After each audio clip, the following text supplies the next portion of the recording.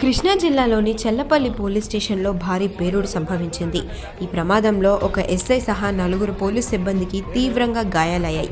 బయట నుండి స్వాధీనం చేసుకున్న మందుగుండు సామాగ్రి వస్తువులను పరిశీలన కోసం స్టేషన్లోకి తీసుకువచ్చిన సమయంలో మంగళవారం ఉదయం ఈ పేలుడు జరిగినట్లుగా తెలుస్తోంది.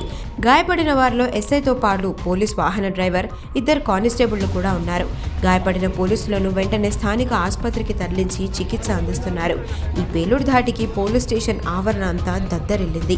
స్టేషన్ లోపల ఉన్న ఫర్నిచర్ ధ్వంసం అవ్వడమే కాకుండా బయట నిలిపి ఉంచిన వాహనాలు కూడా ప్రమాదంలో దెబ్బతిన్నాయి.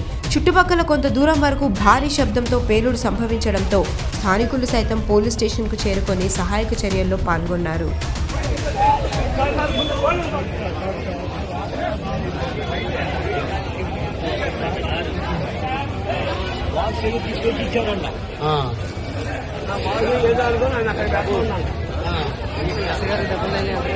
ఏడు